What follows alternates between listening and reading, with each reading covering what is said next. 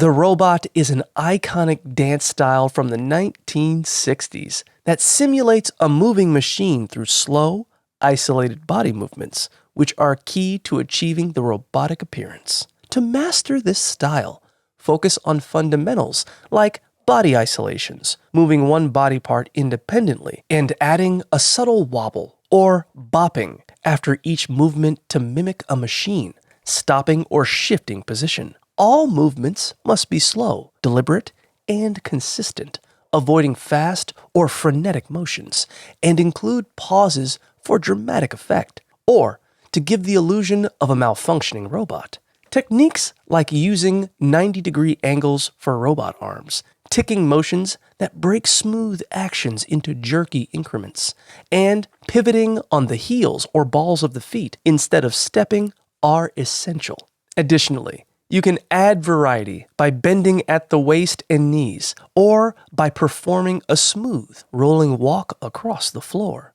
Perhaps even pretending to control their legs with their hands, all while maintaining the core principles of control and isolation.